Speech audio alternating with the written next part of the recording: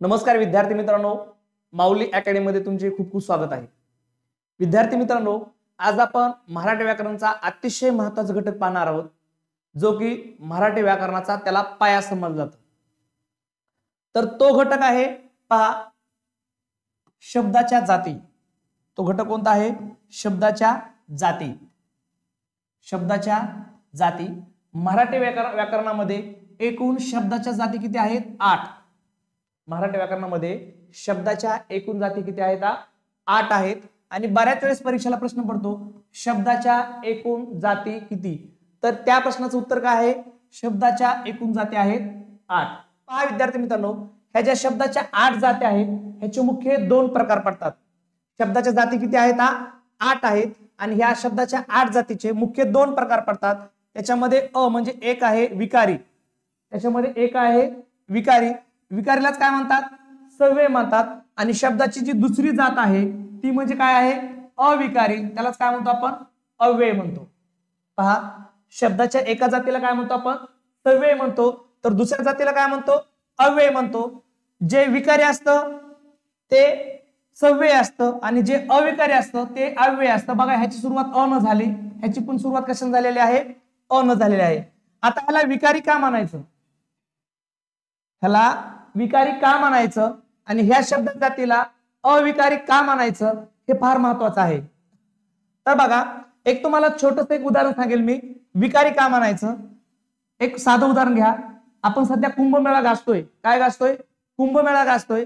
आणि कुंभमेळ्यामध्ये 3 व्यक्ती फार सध्या चर्चेमध्ये आहेत. एक IIT वाले बाबा, एक साध्वी आणि एक माळा विकणारी मोनालिसा. कोण? माळा विकणारी मोनालिसा. मोनालिसा किंवा मोनालिसाचे डोळे सध्या फार चर्चेचा विषय आहेत. डोळे कसे दिसतात, ती कशी दिसते. आणि पहा पोरांनो, रातोरात फेमस झालेली व्यक्ती म्हणजे कोण आहे? मोनालिसा. ना काही मेकअप केलेला आहे, ना काही मेकअप केलेला आहे, ना काही फार मोठी प्रसिद्ध व्यक्ती आहे. फक्त माळा विकायला आली आणि काही लोकांची नजर तिच्या डोळ्याकडे गेली आणि तिच्या डोळ्यामुळे ती सध्या पूर्ण जगामध्ये काय झाली? फेमस झाली, चर्चेमध्ये ठरलेली व्यक्ती आहे. तर पहा, आपण तिच्याविषयी एक वाक्य घेऊ. ती चांगली आहे. ती चांगली आहे. त्याच्यानंतर पहा, तो म्हणजे कोण? IIT वाला बाबा म्हणू आपण. तो चांगला आहे. तो चांगला आहे. त्याच्यानंतर आपण जर एक वाक्य घेतलं, ते चांगले आहेत. बघा, ह्याच्यामध्ये जर विचार केला, ती म्हणजे काय आहे? स्त्रीलिंगी आहे. ती म्हणजे स्त्रीलिंगी आहे. आणि हे 5 चांगली शब्द काय झाला? ती म्हणलं चांगली आहे. ठीक आहे, तो घेतला आपण, तो पुल्लिंगी घेतला, शब्द काय आला? चांगला आला. बदल झाला. काय झाला? बदल झाला. त्याच्यानंतर पहा, वचन बदल केला आपण. काय केला? वचन बदल केला. ते आपण म्हणलं ते चांगले आहेत.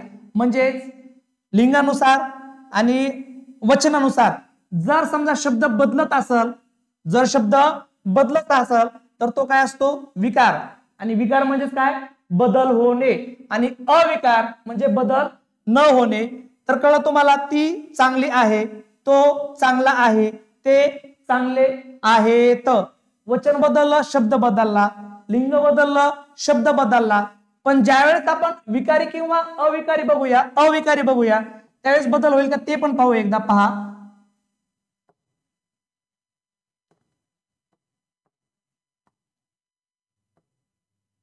आता बघा, एकदम सोपं. तो वर गेला. तो वर गेला म्हणजे कायमचा गेला असं नाही, फक्त आपण काय म्हणूया? तो वर गेला. त्याच्यानंतर बघा, ती वर गेली. तो वर गेला, ती वर गेली. त्याच्यानंतर ते वर गेले. तर पहा, ह्याच्यामध्ये आता बघा, लिंग असेल किंवा वचन असेल, यानुसार वर हा शब्द बदलत नाही. म्हणजे तो कसा आहे? अविकार आहे. समजलं? जर लिंग, वचन किंवा पुरुष यानुसार जर शब्द बदलत असेल तर त्याला काय म्हणायचं? विकारी म्हणायचं किंवा सव्यय म्हणायचं. लिंग, वचन, पुरुष यानुसार जर शब्द बदलत नसेल किंवा विभक्ती तर त्याला काय म्हणायचं? अविकारी. अविकारी म्हणजे बदल न होणारा. अशा एकदा पहा, अशा एकूण जे शब्दाच्या 8 जाती आहेत त्याचे मुख्य 2 प्रकार पडतात आणि एक प्रकार आहे विकारी, दुसरा प्रकार कोणता आहे अविकारी. विकारी आणि अविकारी. विकारी म्हणजे बदल होणे, अविकारी म्हणजे बदल न होणे, सव्यय म्हणजे बदल होणे, अव्यय म्हणजे बदल न होणे. तर पहा याच्यामध्ये एक जात आहे पहिली जात नाम. पहिली जात कोणती आहे नाम, दुसरी जात आहे सर्वनाम, तिसरी जात आहे विशेषण, चौथी जात आहे क्रियापद.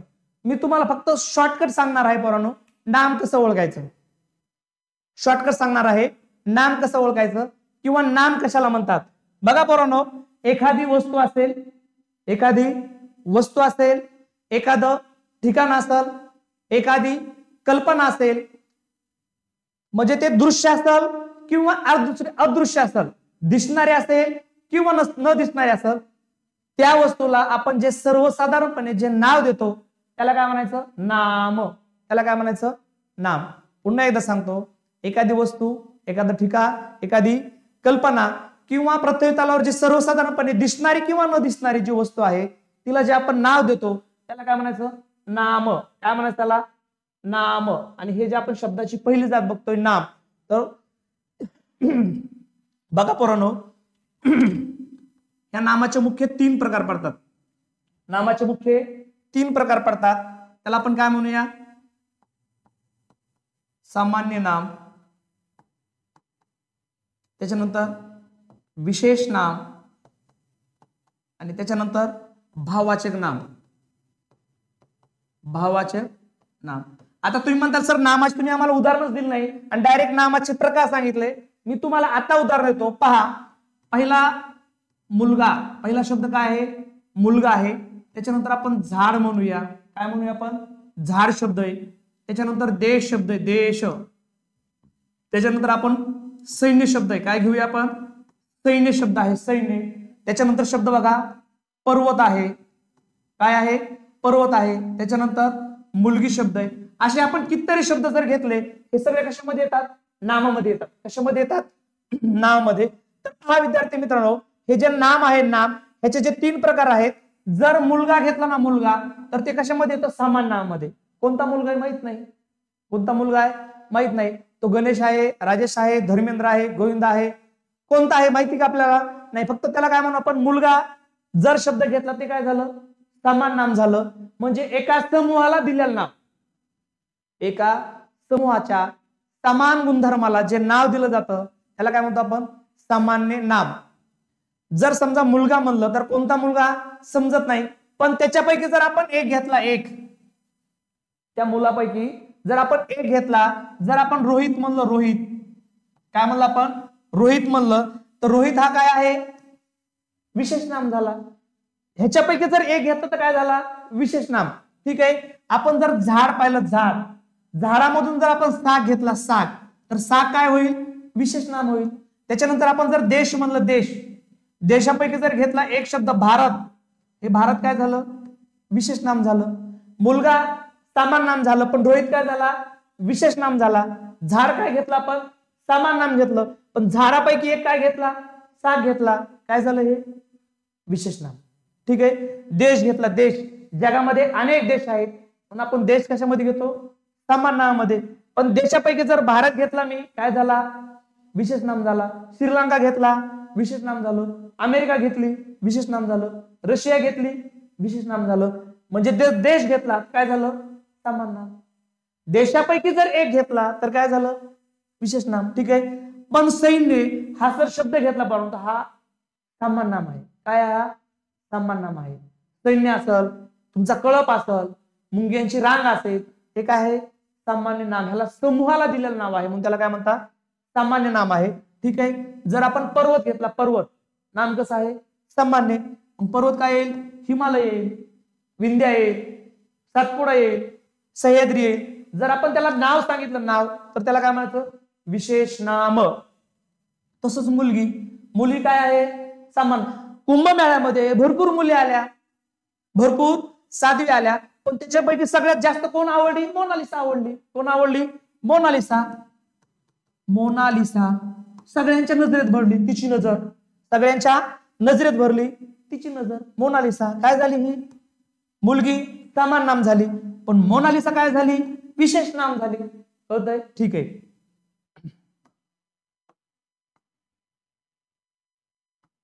तर पुढे पाहूया आपण थोडस भाववाचक नाम.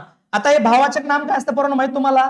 भाववाचक नाम हे बघा समान नामाला ज्यावेळेस काही प्रत्यय लागतात त्यावेळेस त्याला काय म्हणतात? भाववाचक नाम. शब्द आहे पहा पाटील. शब्द काय आहे पोरांनो? पाटील. सगळ्यांचा आवडता शब्द महाराष्ट्रामधला शब्द आहे पाटील. आणि ह्या पाटलांची बघा पाटील की शब्द काय लागला रे? की हा प्रत्यय लागला. पाटील की जर आला तर त्याला काय म्हणायचं? भाववाचक नाम. काय म्हणायचं? भाववाचक नाम. पाटील की. शब्द आहे वकील. शब्द काय पोरांनो? वकील. तर ह्याला जर प्रत्यय लागला काय होईल? वकिली. वकिली. ह्याला ई हा प्रत्यय लागला, वकिली काय झालं? भाववाचक नाम झालं. शब्द आहे गरीब. प्रत्यय लागला गरिबी. गरिबी काय झालं? भाववाचक नाम. आपण भाववाचक नामावर सेपरेट पाहूया. आपण ज्यावेळेस आपण नामाचे प्रकार पाहणार आहोत त्यावेळेस भाववाचक नामावर तुम्हाला डीप मध्ये घेईल, जेणेकरून तुम्हाला भाववाचक नाम हा घटक काय होईल समजेल. आपण फक्त नाम बघतोय. तुम्हाला ओझळतं शब्दाच्या पूर्ण जाती सांगणार आहे मी. त्याच्यानंतर बघा सर्वनाम. त्याच्यानंतर बघा सर्वनाम. नामाऐवजी वापरला जाणारा शब्द म्हणजे काय? सर्वनाम. किंवा पहा नामाची पुनरावृत्ती टाळण्यासाठी वापरला जाणारा शब्द म्हणजे काय? सर्वनाम. नामाबद्दल वापरला जाणारा शब्द म्हणजे सर्वनाम. किंवा नामाची नामाची पुनरावृत्ती टाळण्यासाठी वापरला जाणारा शब्द म्हणजे काय म्हणू आपण? सर्वनाम. बघा आता मोनालिसा. मोनालिसा फार सुंदर दिसते. सध्या चर्चेत आहे रे पोरांनो. कोण? मोनालिसा. कशी आहे? एकदम चर्चेमध्ये आहे. कोण? मोनालिसा. कशी दिसते? फार सुंदर दिसते. पण मी असं म्हणलं ती फार सुंदर दिसते. कोण दिसते सुंदर? ती. कुणाबद्दल वापरला आपण? मोनालिसा बद्दल. म्हणजे नामाऐवजी वापरला जाणारा शब्द म्हणजे काय?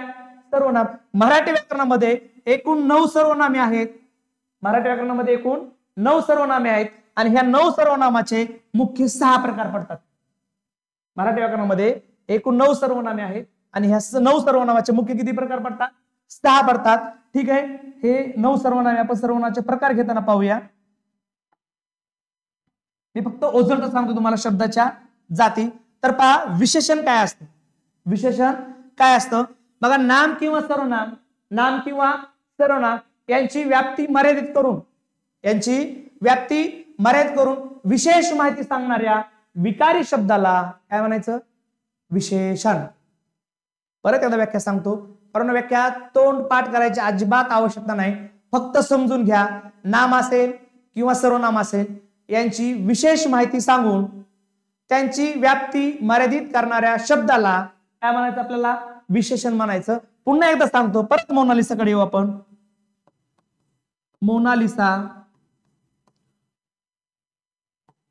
खूप सुंदर दिसते.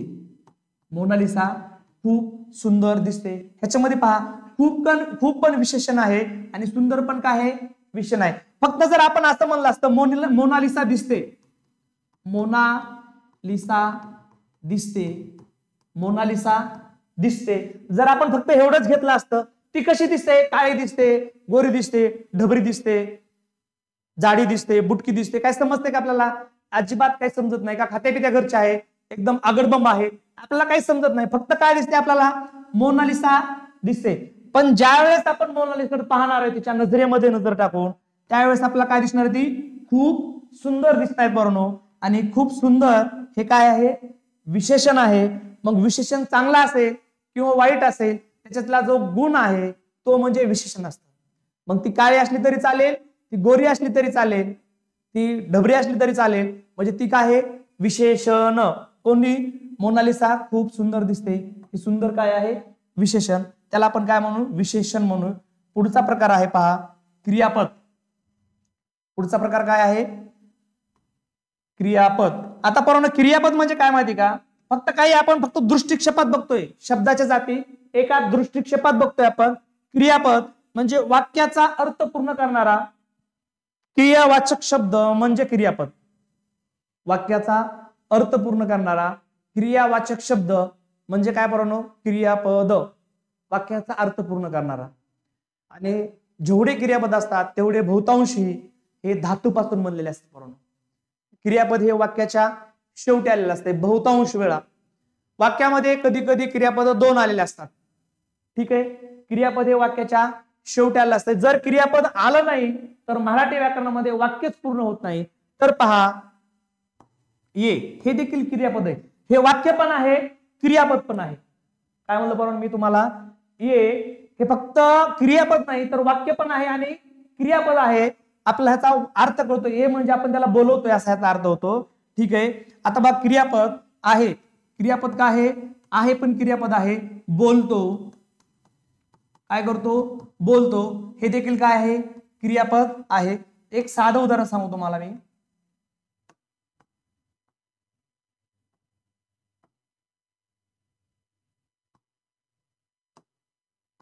बघा, मोनालिसा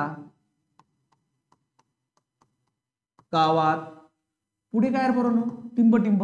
जर आपण हे नाही लिहिलं तर वाक्य कळेल का आपल्याला? मोनालिसा गावात आली का गावातून फरार झाली? बरोबर. का गावातून काय भानगड केली? बरोबर. किंवा गावातून पैसे पळून गेली? आपला ह्याचा अर्थ अजिबात समजत नाही. जोपर्यंत वाक्यामध्ये क्रियापद येत नाही तोपर्यंत वाक्याचा अर्थ आपल्याला समजत नाही. मोनालिसा गावात येऊन गेली, काय म्हणू आपण? येऊन गेली, चालेल, काहीच अडचण नाही. मोनालिसा गावात येऊन गेली. क्रियापद 2 आले चालतील. क्रियापद वाक्यामध्ये 2 आले चालतील. क्रियापद 1 पेक्षा जास्त येऊ शकतात. No problem. ठीक आहे. बघा, एकूण शब्द जाती किती आहेत? 8 आहेत. त्याच्यापैकी विकारी 4 आहेत, अविकारी 4 आहेत. विकार म्हणजे काय होणे? बदल होणे. विकार म्हणजे काय होणे? बदल होणे. आणि अव्यय म्हणजे काय होणे? सॉरी, अविकारी. काय म्हणू आपण इथं?